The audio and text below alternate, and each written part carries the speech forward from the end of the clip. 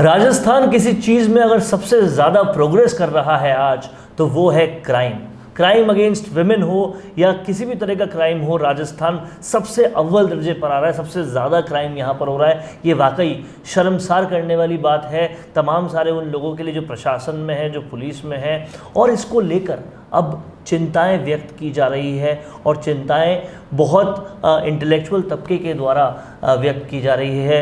हाल ही में राज्यपाल महोदय के पास भूतपूर्व सैनिक, भूतपूर्व पुलिसकर्मी, भूतपूर्व आयोगों के अध्यक्ष, ये सब मिलकर गए और उन्होंने एक बहुत बड़ी बात कही कि राजस्थान कश्मीर बनने की दिशा में बहुत तेज़ी से आगे है।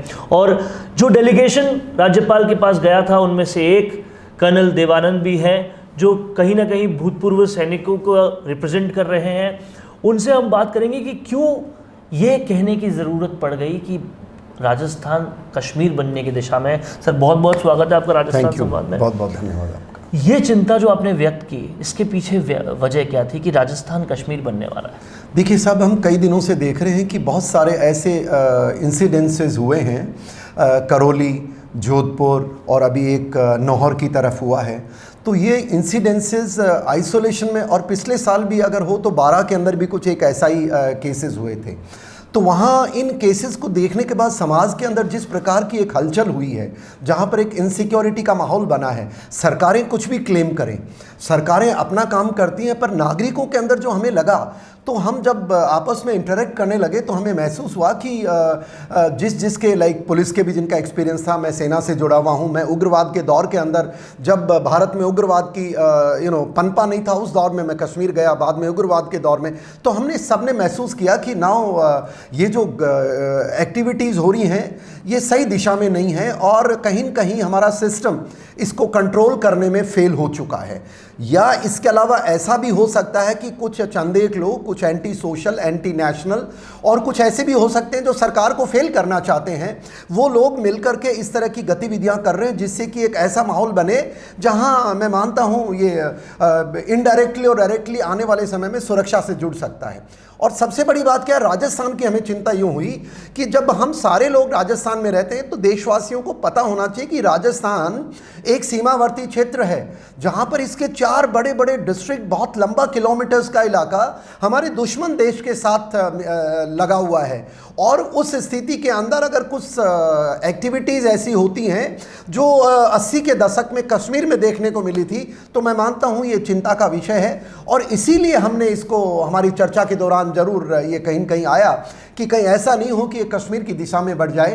तो ये हमारा बैकग्राउंड रहा था विशाल जी इस विषय। जब हम मीडिया इस पूरे मुद्दे को रिपोर्ट कर रही थी और जब इन्वेस्टिगेट कर रही थी तो पता चला कि हर मुद्दे की, चाहे करौली हो चाहे जोधपुर हो, हर मुद्दे की इंटेलिजेंस रिपोर्ट्स पहले से प्रशासन के पास थी।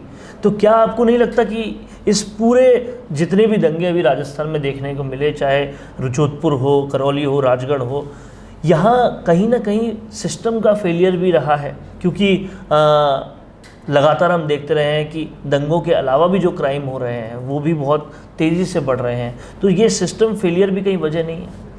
देखिए, सिस्टम फेलियर से पहले मैं वरुण जी आपको एक बात बताना चाहूँगा कि आफ्टरऑल जो अभी हो रहा है, क्या हो रहा है? पत्थरबाजी हो रही है। लोग घरों से निकल करके दूसरे कोई भी व्यक्ति जो अपने फंक्शंस करता उसके ऊपर हमला कर रहे हैं, हत्याएं हो रही हैं। आपने कहा महिलाओं का विषय, वो चलिए पॉलिटिकल हो सकता है, पर मैं सिक्योरिटी से जोड़ के देख। और सबसे बुरी चिंता की बात, एक स्वतंत्रता सेनानी जिनकी मूर्ति स्थापित किए वर्ष गुजर गए, लोग उनसे प्रेरणा लेते हैं, उनका सम्मान करते हैं, उनके ऊपर जो अपना झंडा लगा हुआ था कई वर्षों से, उसको रिप्लेस करना एक धर्म विशेष से जोड़ करके, एक उग्रवाद से जोड़ करके, इस जब घटना हुई तो तब हमें लगने लगा कि कुछ गड़बड़ है।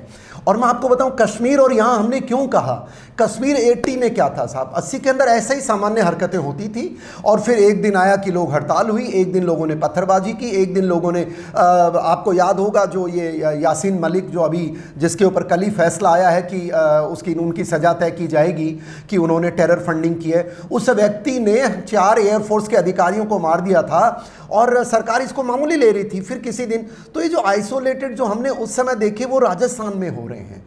आप क्यों हो रहे हैं? अब आपने कहा कि ये प्रशासन का फेलियर है, हो सकता है। देखिए मसला प्रशासन के ऊपर है, मुझे नहीं पता उनको पता था कि नहीं पता था, पर मैं ये मानता हूँ कि प्रशासन को ऐसी चीज़ का पता नहीं होना असंभव है, क्योंकि मैंने भी इसी डिपार्टमेंट में इसी तरह की परिस्थितियों में जीवन में काम किया है और सारे इनपुट्स रहते हैं। तो उसके बावजूद ऐसी घटना यस फेलियर है without any doubt, number 1। Number 2, सबसे बड़ी चिंता की बात यह है जब उनके पास ऐसे इनपुट्स थे कि ऐसा, और साहब जोधपुर में जो वो तो गहलोत साहब क्या घर का मामला है, उनके खुद के जिला जहां से वो जोधपुर शहर से आते हैं उनका मामला है, और वहां ये चूक हुई है। तो ये या तो 2 कारण हैं, या तो किसी के दबाव में किया गया है जो सरकार को पता था, सरकार इस पे कार्रवाई नहीं कर पाई, या दूसरा है कि सरकार को पता ही नहीं लगा, प्रशासन लेवल पे उसको दबाने का प्रयास हुआ। तो दोनों स्थिति के अंदर मैं मानता हूं गहलोत साहब आपको सीरियसली संज्ञान लेना पड़ेगा, क्योंकि ये जो सिक्योरिटी एंगल जो निकल के आ रहा है, क्योंकि थोड़े दिनों बाद ये हड़ताल, इस तरह के पत्थरबाजी, इस तरह के रॉयट्स आप कंट्रोल नहीं कर पाएंगे। आपने खुद ने देखिए राजस्थान के अंदर, वरुण जी मैं यहीं था, रामनवमी के अंदर हमारे प्रोग्राम रखे गए थे, लोगों ने हमें आमंत्रित किया, सुबह आदेश हुआ कर्नल साहब वहाँ धारा 144 है, आपको आना पड़ेगा। मैंने कहा देखिए सरकार ने धारा लगाई है, हम धारा का सम्मान करते हैं, वो बात का विषय है, और हमारे लोगों ने इस तरह के नहीं जमावड़े की, क्योंकि हमें पता नहीं था कि भाई क्या मामला है। पर 2-3 दिन बाद पता लगा कोई मामला नहीं था, और उसी समय में उसके बाद देखा गया कि चोपड़ का इलाका, जो कौन सा इलाका, कौन सी रोड कहते हैं उसको मुझे नहीं पता है, उसके ऊपर ये ईद के दौर में पूरा का पूरा खुला करके सरकार ने अपना पूरा तंत्र लगा दिया। तो इस तरह का जो व्यवहार है, ये कश्मीर में भी यही होता था साहब। देखिए जो हिंदुओं का पलायन हुआ वो ऐसे नहीं हुआ है, 19 जनवरी आई उसके पहले उनको रोज प्रताड़ित किया जाता था। और यहाँ एक तरफ तो यहाँ अब ये जानबूझ के हो रहा है, जाने अनजाने में हो रहा है, ये तो देखिए सरकार का काम है, हम नागरिकों का काम ये है कि उन तक अपनी बात पहुंचाना। और अब क्या है कि जो कश्मीर में पहले एंटी हिंदू चलता था, नतीजा क्या हुआ, 4.5 लाख हिंदुओं को निकाला गया, अपने देश में शरणार्थी हुए, सिक्योरिटी थ्रेट हुई, सेना के जवानों का नुकसान हुआ, हमारे देश के नागरिकों का नुकसान हुआ और देश बदनाम हुआ। अब वो स्थिति अगर यहाँ पत्थरबाजी भी हो चुका है, मर्डर भी हो चुके हैं, धर्म विशेष लोगों ने पत्थरबाजियाँ की हैं, धर्म विशेष लोगों के एक तरह रिलीजियस राइट्स को कर्ब किया गया रामनवमी के ऊपर, और दूसरे धर्म को आप खुली छूट दे रहे हैं। और देखने वाली बात यहाँ पर यह भी है कि जब ये सब कुछ हो रहा था, जी तो सत्ता की तरफ से बयान क्या आ रहे थे, सत्ता ये कह रही थी कि ये दंगे तो है ही नहीं, इसमें किसी की डेथ तो हुई नहीं। तो अगर इस तरह से बयान दे रही है सत्ता ये सब होने के बाद अपना फेलियर मानने की बजाय, तो ये वाकई चिंताजनक है, बहुत चिंताजनक है। इसीलिए तो वरुण जी हमारे जैसे सामाजिक कार्यकर्ता और जो समाज के अंदर हम रहते हैं, हम लोगों ने हमारी मजबूरी में हमें आगे आना पड़ा, और हमें गवर्नर महोदय के पास गुहार लगानी पड़ी कि साहब ये उचित नहीं है, ये कहीं न कहीं मुझे बड़ी साजिश का अंग लगता है। अब वो साजिश तो जो लोग आयोग में हैं, जो लोग सरकार में हैं, आपने सही कहा, आप रॉयट को कहते हैं रॉयट नहीं है, हत्या को कहते हैं हत्या नहीं है, तो फिर भाई there is some kind of a mismatch, और देश के नागरिकों को इसका संज्ञान लेना पड़ेगा। और वैसे भी चुनाव आ रहे हैं, और मैं मानता हूं नागरिक इस चीज़ पे बड़े संजीदा हैं, और गहलोत साहब आपसे गुजारिश है कि आपके जो एडवाइजर्स हैं या आपके जो अधिकारी हैं, मुझे नहीं लगता वो आपकी सरकार के लिए काम कर रहे हैं, वो आपकी सरकार की छवि खराब कर रहे हैं। और हमें तो चिंता देश की है, राजनेता आप सीएम आए, कल कोई दूसरे आए, आप वापस आए, हमें हमारे लिए तो सदैव आप सम्मानीय रहेंगे, बट जो हो रहा है ये उचित नहीं है। और स्पेशली कश्मीर के रिलेशन में जो चल रहा है, इसको अगर अरेस्ट नहीं किया तो पाकिस्तान को कितना टाइम लगेगा। हमारा इतना लंबा इलाका साहब, वो रोज ड्रोन पंजाब में भेज रहा है, आप रोज देखते हैं वहाँ सिक्योरिटी थ्रेट आ रही है, वहाँ रोज टनलिंग कर रहे हैं वो हमारी कैनाल के फेंस के नीचे। और राजस्थान में तो इतना इलाका है जहाँ जो फेंस लगी हुई है वो एक मौसम में आंधी आती है, डूब जाती है, वो दब जाती है। तो यहाँ पर 2 और मुद्दे हैं जो समझने वाले हैं, वो है यूपी और एमपी। यहाँ पर भी जब इस तरह के दंगे हुए तो क्या कोर्स ऑफ एक्शन लिया गया, वहाँ पर तुरंत सत्ता ने रिएक्ट किया, और रिएक्ट करते ही जैसे ही ऐसा कुछ हुआ तो जिसने भी प्रॉपर्टी को नुकसान पहुँचाया था, पब्लिक प्रॉपर्टी को, उनके घर से सीज किए गई चीज़ें, और ठीक वैसा ही एमपी में भी किया गया। तो और उसका सडन रिएक्शन भी देखने को मिला, एकदम शांत हो गई चीज़ें। तो ऐसा सब राजस्थान में क्यों नहीं किया जाता? तो यही तो चिंता का विषय है, तभी तो हम लोगों ने, प्रबुद्ध जनों ने गवर्नर साहब के पास गए, उनसे गुहार लगाई, क्योंकि जो सरकार है उससे गुहार लगाना तो बेकार है इस समय, क्योंकि वो काम कर रही है जानबूझ करके। आपने सही कहा कि भाई जब भी कोई इस तरह की कार्रवाई होती है, अगर सरकार एक्शन पूरा ले। अभी पुलिस ने दबाव में कुछ, शायद आज मैं सुन रहा था 4000 लोगों के खिलाफ वो एक्शन कर रहे हैं। ये पहले भी तो कर सकते थे और पहले भी जान माल का नुकसान बचा सकते थे। और सबसे बड़ी बुरी बात वरुण जी क्या है कि देखिए, राजस्थान बड़ा शांति प्रिय देश है, ये वीरों की भूमि है। यहाँ देश के लिए हर धर्म के लोगों ने अपने जीवन का बलिदान दिया है और आज भी माँ भारती के लिए सारे राजस्थान प्रदेश का हर व्यक्ति उसी तरह समर्पित है। पर जो ये गतिविधियां हो रही है, इसमें मन मुटाव आने लग गया है, दो धर्म जातियों के बीच में। ये अच्छी बात नहीं है। ये जानबूझ के मुझे लगता है कि कहीं कहीं गलतियां हुई हैं और इसके लिए इनको अब सामने कोई इंक्वायरी के मार्फत ये क्लियर होना चाहिए। और अगर ये सरकार नहीं करेगी तो हमारा तो ये तो मैं कहता हूं, हम जनता के पास जाएंगे, नागरिकों के पास जाएंगे, अवगत कराएंगे कि भाई ये देश राष्ट्रीय सुरक्षा का मामला है, राजस्थान की इज्जत का मामला है, राजस्थान में जो हमारा सौहार्द है उसको खत्म ना हो, इसके लिए हम आखिर दम तक इसके ऊपर पब्लिक के बीच में जाते रहेंगे। और आप जैसे मीडिया बंधुओं से गुजारिश करेंगे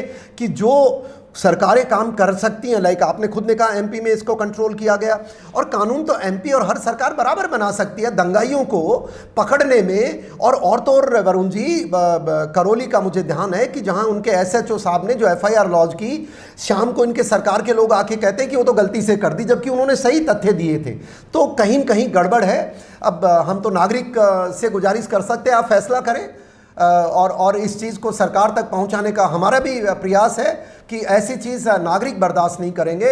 और ये हमारी राष्ट्रीय सुरक्षा है, हमारे प्रदेश का सौहार्द है, हमारे प्रदेश का भाईचारा है, इसको किसी को भी हम ख़त्म नहीं करने देंगे और हमारी आवाज़ उठाते रहेंगे, ऐसा हमारा मानना है। और आखिर में मैं गहलोत साहब आपसे गुजारिश करूँगा, कृपया करके इस मामले का संज्ञान लें और जो आपकी छवि को धूमिल हुई है इस गतिविधि के कारण, आपके वो अधिकारी हो सकते हैं, आपको गुमराह किया गया होगा, मुझे नहीं पता है, पर हम बड़े पीड़ित हैं, इस पे आप संज्ञान लें और हमें बताया जाए कि ये मामला क्या था और आगे से ऐसी पुनरावृत्ति ना हो, ऐसा हमें आश्वासन दिया जाए। ऐसी हमारी गुजारिश है सरकार से और तंत्र से। तो ये जनता है, ये सब कुछ जानती है, इन्हें पता है कि जब जोधपुर में दंगे हुए तो कैसे जिन लोगों को पकड़ा गया उनको बचाने के लिए, उनके जुर्माने करवाने के लिए भागते फिरे लोग, और ये सब देख रही है जनता। जनता को पता है कि रीट का जो मामला हुआ था उसमें गिरफ्तारियां आज तक हो रही है, अभी तक भी मामला पूरी तरह से सॉल्व नहीं हुआ।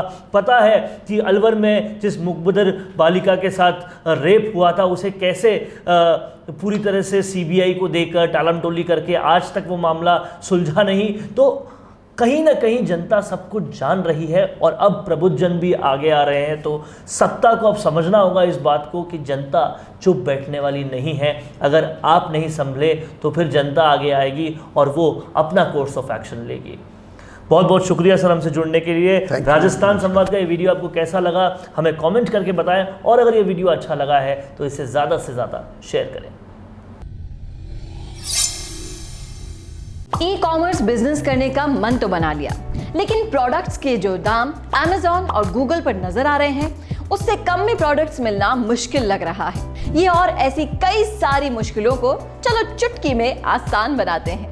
चलो आज आपको deodep.com से मिलवाते हैं, जहां आप बिना बल्क परचेज किए पा सकते हैं दूसरी ऑनलाइन वेबसाइट से आधे दाम पर सामान। और डिओडेप के पास इतना स्टॉक है कि आपकी डिमांड खत्म हो सकती है, पर उनका स्टॉक नहीं। इसी के साथ आपकी हर समस्या का तुरंत समाधान करने के लिए जबरदस्त कस्टमर सपोर्ट टीम।